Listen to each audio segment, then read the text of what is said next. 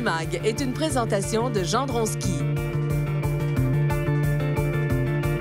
et de Banff Lake Louise Tourism.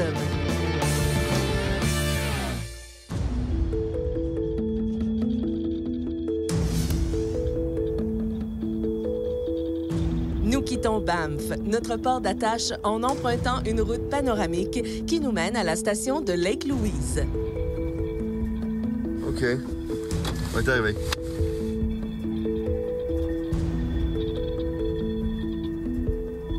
Bonjour et bienvenue à Lac-Louise, l'un des plus grands centres de ski en Amérique du Nord. Ici, en plein centre des Rocheuses, c'est 4200 acres de domaines skiables avec des pistes pour tous les niveaux, des chutes incroyables et du ski hors piste à faire rêver. Bon, on aurait bien pris une semaine pour s'amuser ici, mais quand même, on n'a qu'une seule journée et on espère bien la maximiser. Sans aucun doute grandiose, le paysage panoramique de la station de ski de Lake Louise est son attribut le plus mémorable. Lake Louise fait partie du Parc national de Banff, qui est un site du patrimoine mondial de l'UNESCO. Il est régulièrement salué comme domaine skiable le plus pittoresque de la planète.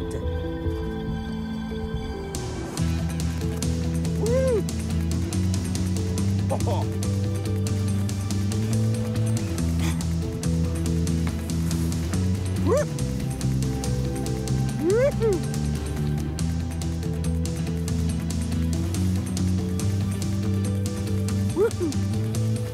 Nous avons un domaine skiable qui est très varié.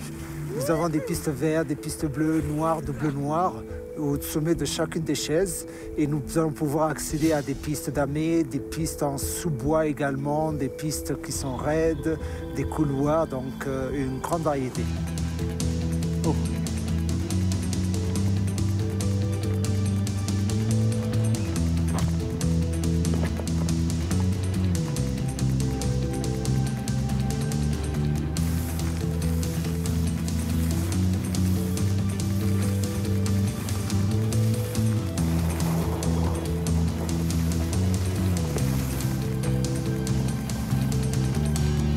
Dès qu'on débarque à Lac-Louise, on remarque deux choses dès le départ. D'abord, évidemment, le décor qui est grand, qui est vaste et qui est majestueux, mais aussi la neige, qui est d'une qualité exceptionnelle, d'un blanc éclatant, et elle est sèche, cette neige-là, puisqu'on est très, très loin quand même des côtes. Et autre chose à remarquer, c'est qu'elle est abondante, avec déjà 225 cm d'accumulation depuis le début de la saison. Cette saison commence très tôt, en novembre, et c'est probablement la plus longue en Amérique du Nord.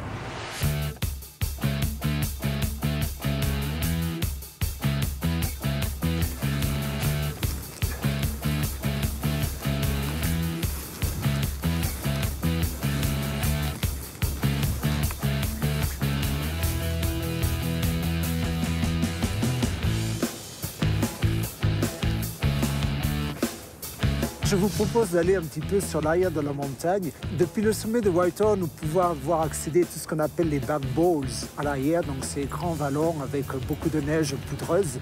Il y a de multiples couloirs, donc on a les Whitehorn 1, 2, 3, ça continue ainsi de suite avec plusieurs vallons. Et nous avons également une piste bleue, Boomerang, nous avons une autre piste bleue qui est Brown Shirt aussi.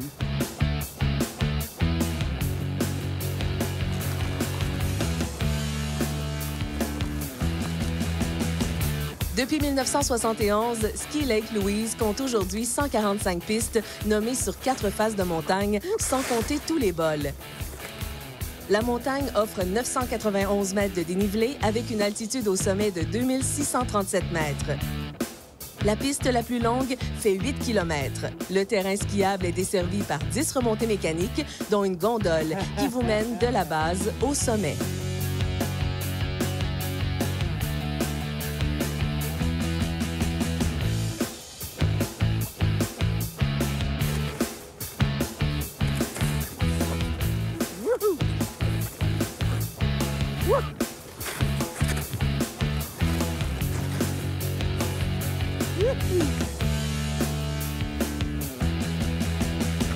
L'Ouest canadien restera toujours une magnifique destination pour venir faire du ski. Je la connais bien, cette grande région-là, parce que j'y ai travaillé pendant un grand bout de temps. Et de retrouver des montagnes que j'avais déjà skiées, ça a été un grand plaisir cette semaine.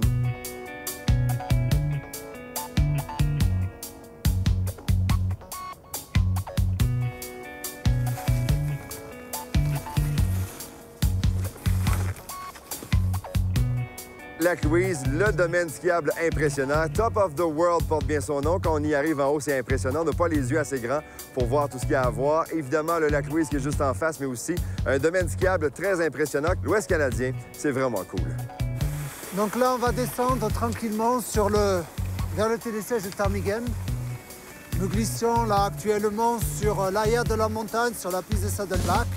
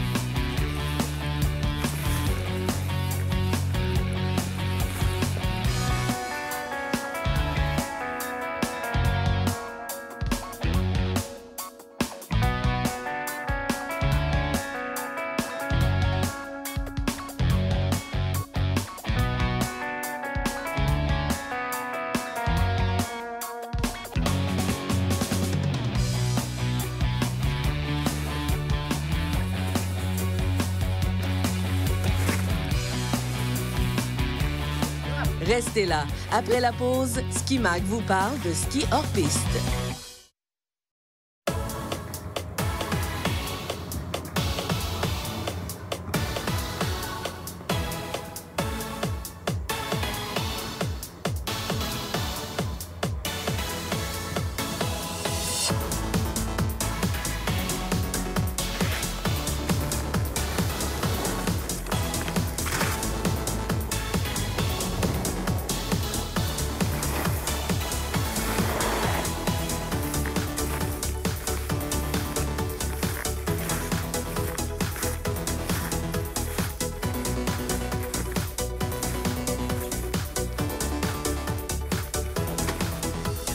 Derrière moi, vous pouvez apercevoir actuellement le départ de la piste de la Coupe du Monde de ski. Chaque année, à Lake Louise, à la fin du mois de novembre, nous accueillons la descente masculine et au début du mois de décembre, la descente féminine. Il s'agit de l'unique arrêt de la Coupe du Monde hors des frontières européennes à joindre les rangs du célèbre Club 5 des classiques de ski.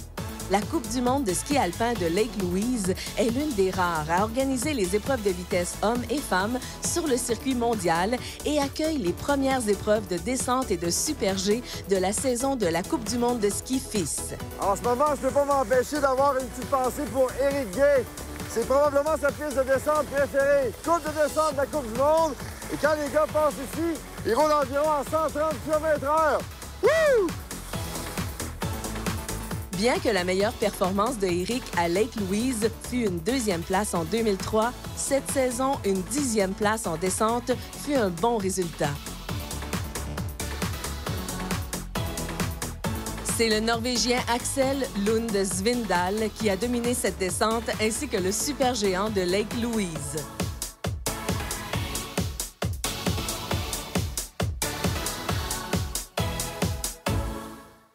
Le parc national de Banff est entouré de rocheuses canadiennes. C'est un endroit protégé où le développement commercial est limité. On peut y faire de l'écotourisme, comme les promenades en traîneau sur les sentiers de Lakeshore. Les randonnées en traîneau à chien en forêt sur le sentier de Great Divide offrent des panoramas spectaculaires, tantôt en forêt, tantôt en montagne.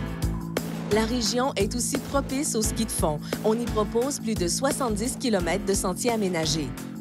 Bien sûr, on peut y découvrir la montagne en raquette. Cette façon économique vous permet d'accéder à des points de vue sans pareil. Plusieurs excursions sont disponibles. Enfin, inscrivez les sources thermales Upper Hot Spring de Banff au sommet de votre liste d'attractions à découvrir dans le parc national Banff.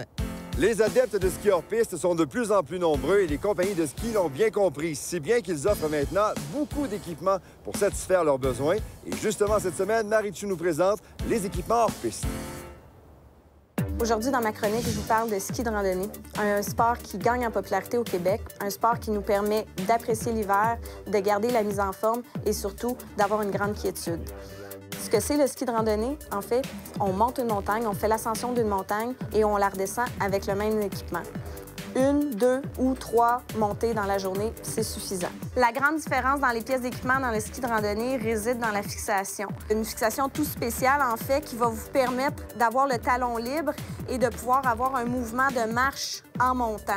Vous avez la Dynafit, par exemple, la Marker. Chez Look, on offre une fixation qui ressemble beaucoup à la fixation de ski alpin. Le même devant, donc qui vous fait avoir une botte de ski alpin ou la botte spécifique de randonnée.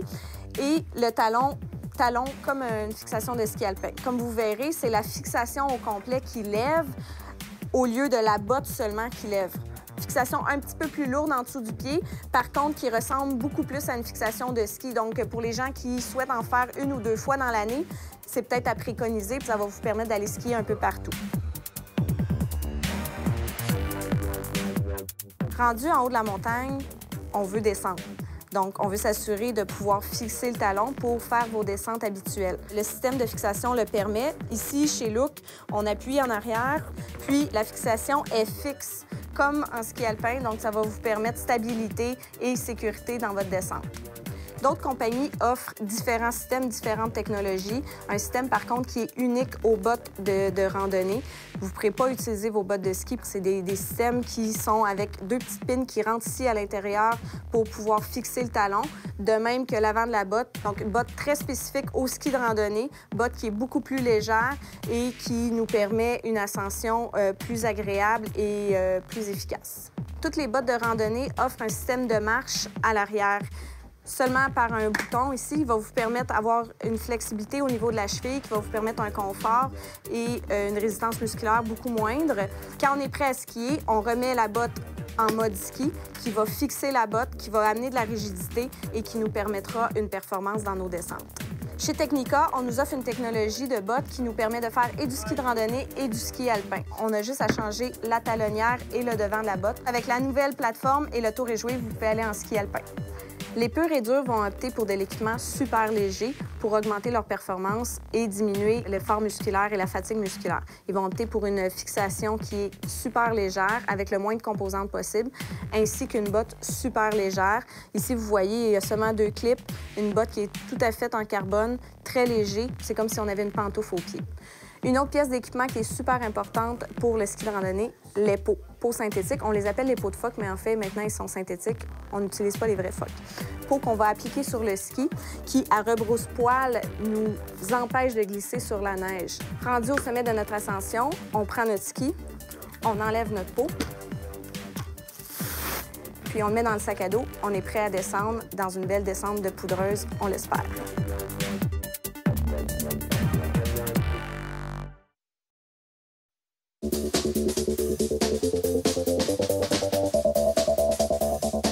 Faisons un arrêt à Ski Norquay, qui est la station la plus près du village de Banff. Ici, on offre du ski depuis 90 ans. Ces 28 pistes bien entretenues font le plaisir des skieurs locaux.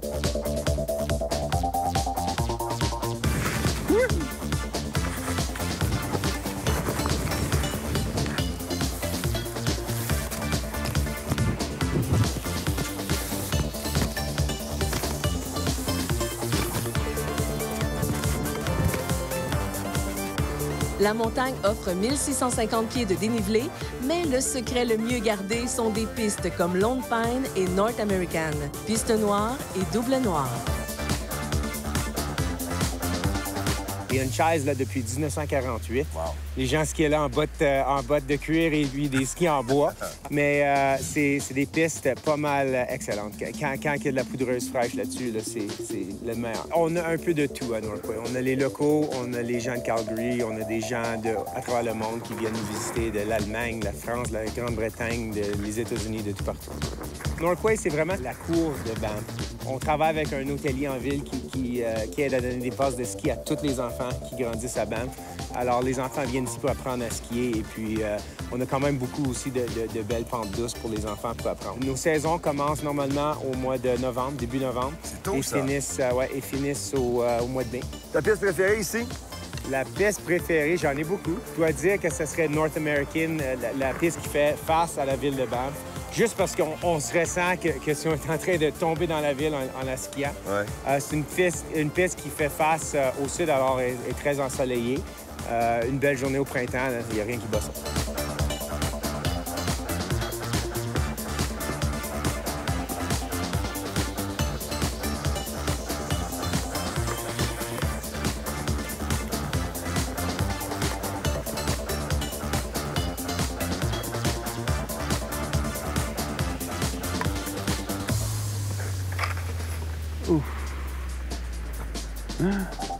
Tyler!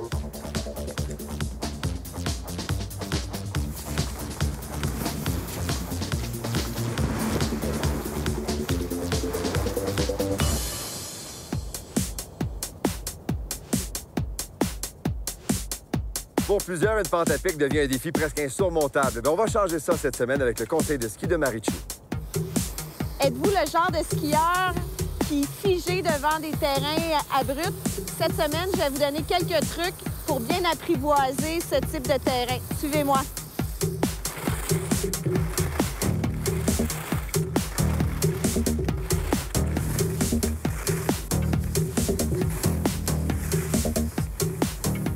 Premièrement, quand on arrive dans un terrain abrupt, la tendance souvent, c'est de vouloir s'éloigner de la pente par crainte. Je vous suggère le contraire, en fait. Je vous suggère de vous accroupir puis de plonger vers le bas de la pente. Ça va vous permettre de vous stabiliser, de rester en contact toujours avec la neige. Un petit truc pour s'assurer de faire ça, plantez votre bâton le plus loin possible de vous. Ça va vous permettre d'avoir cette sensation de plonger et de rester bien équilibré. En terrain abrupt, on veut s'assurer, premièrement, d'avoir notre plantée de bâton qui se fait loin de nous pour avoir l'impression de plonger, ce qui nous permet aussi d'avoir la possibilité d'augmenter l'écart. Si je plante proche de moi, je suis pris, j'ai pas beaucoup de possibilités. La clé du succès, en fait, dans le terrain abrupt, sera aussi de rester le plus bas possible. Descendez votre centre de masse, restez petit, qui va vous permettre de rester agressif tout au long de votre descente et d'assurer le rythme et le contact avec la neige en tout temps. Donc, assurez-vous de garder un bon rythme, que ce soit en chantant une chanson rythmée ou compter.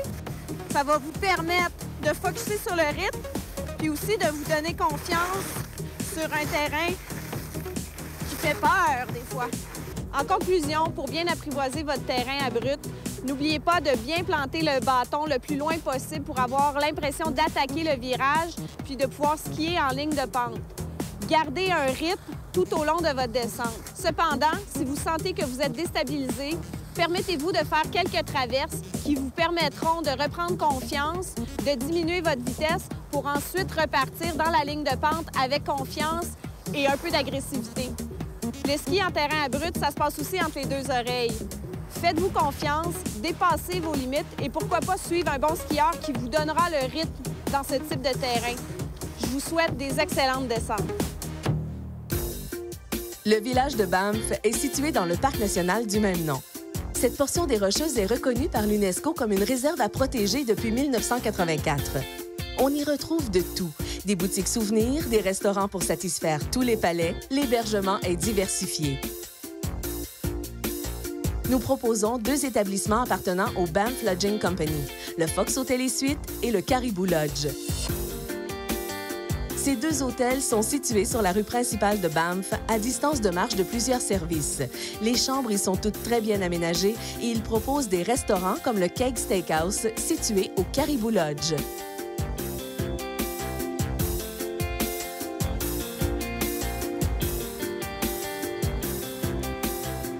Lake Louise, Sunshine Village et Norquay sont les 3 stations que nous avons eu le plaisir de skier au cours des dernières journées. Et elles sont toutes très près et faciles d'accès à partir de Banff, où on a habité. Et d'ailleurs, pour vos activités préférées, pour vos sorties en soirée ou encore pour aller prendre un verre après votre journée de ski, Banff regorge de belles possibilités. Et pour les foodies, je vous le dis vraiment, il y a de très belles tables à découvrir. Voilà, c'est tout pour cette semaine. Merci à toute l'équipe et on se revoit bientôt pour un autre Ski Mag.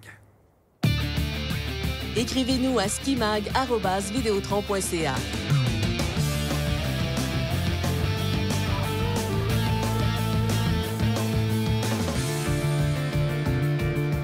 Ski Mag vous a été présenté par Gendron Ski et par Banff Lake Louise Tourism.